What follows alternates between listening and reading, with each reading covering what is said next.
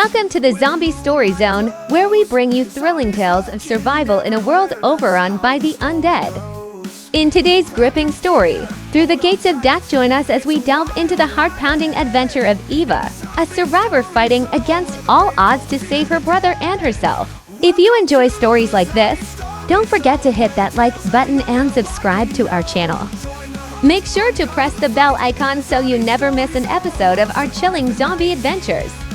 Share this story with your friends who love a good thrill. And let's grow this community of zombie enthusiasts together. We'd love to hear from you. Drop a comment below and tell us how you like the story, what twists you'd love to see in future tales, or any suggestions you have for improving our channel. Let's make the Zombie Story Zone your go-to destination for spine-tingling storytelling. The tales of the undead likely known. Join the hunt, uncover the fright. In the Zombie Story Zone, we'll survive the night. The city was eerily quiet that morning. In a world that had long forgotten the sound of laughter, even the wind seemed hesitant to howl. Eva tightened the straps of her worn backpack and adjusted the blade at her hip.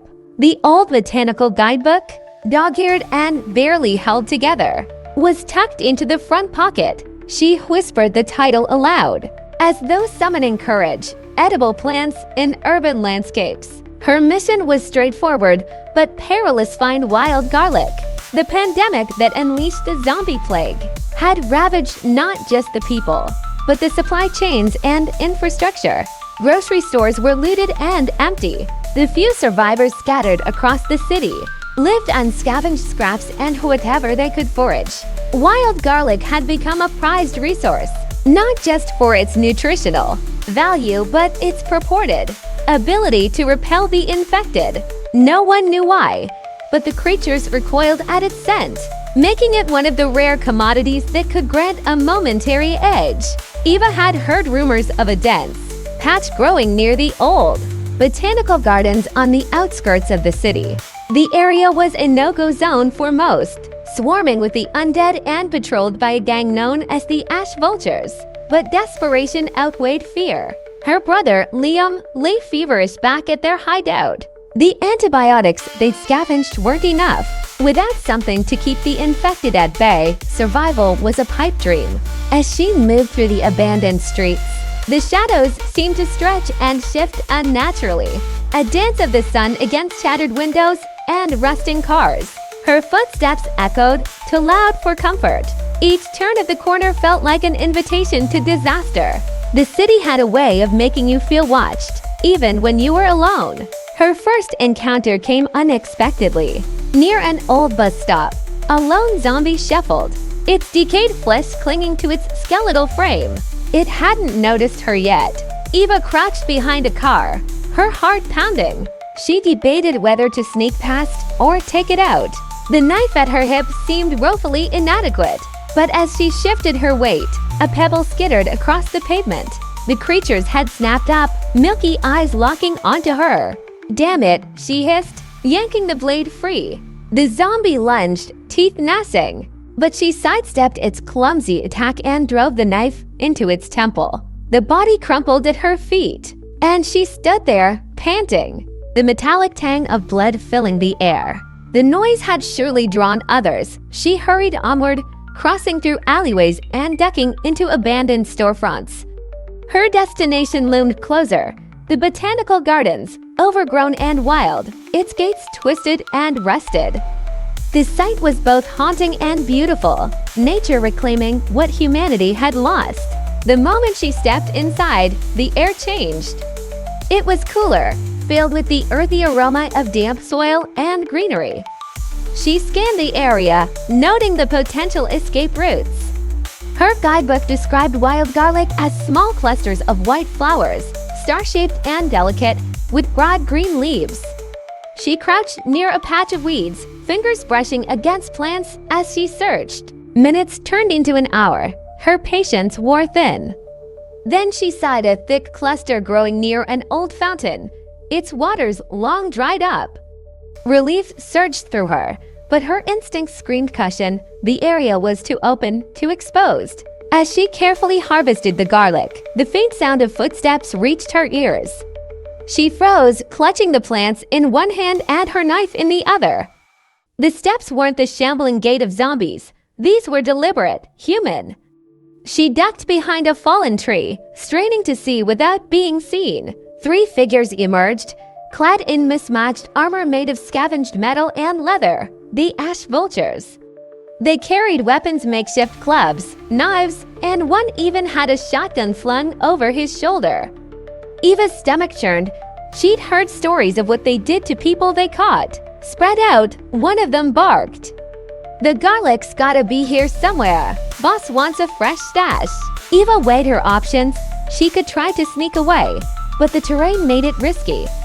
Fighting 3 of them was suicide. She needed a distraction. Her eyes landed on an old glass bottle near the fountain. She picked it up, careful not to make a sound, and hurled it toward the far side of the garden. The crash echoed, and the men immediately moved toward the noise. She took her chance, slipping out of her hiding spot and creeping toward the exit. But as she reached the gates, a hand clamped down on her shoulder. She spun around, knife slashing instinctively, and caught one of the vultures across the arm. He howled in pain, but his grip didn't loosen. Another man appeared, raising his club. "Stop!" a voice commanded. It wasn't one of the vultures. It was deep, raspy, and oddly familiar. The attackers hesitated, their eyes flicking toward the source. From the shadows stepped a man Eva hadn't seen in years, Marcus. He'd been part of their old survivor group before vanishing one night. Rumors said he'd joined the vultures, but seeing him now confirmed it. His face was hardened, his eyes colder than she remembered. "Eva," he said, almost casually, "didn't think I'd see you again." "Let me go, Marcus," she spat. "I don't want any trouble." "Trouble's already here," he replied. "What have you got there, Garlic? You know the rules. Everything in vulture territory belongs to us." "This isn't your territory," she snapped. "It's abandoned." He smirked. "Not anymore." Before he could say more, a guttural roar shattered the tension. All heads turned toward the garden. Zombies, dozens of them, poured in from every direction. The crash of the bottle had drawn more than just the vultures. Chaos erupted. Eva used a distraction to elbow her captor in the ribs and dart toward the nearest alleyway. Marcus shouted after her, but she didn't look back. She ran, clutching the garlic like a lifeline. The streets were a blur. Her lungs burned, and her legs ached, but she didn't stop until she was sure she wasn't being followed. She ducked into an old laundromat, barricading the door with a rusted washing machine. Only then did she allow herself to breathe. As she examined her prize, relief washed over her. The garlic was intact. Liam would have a fighting chance now.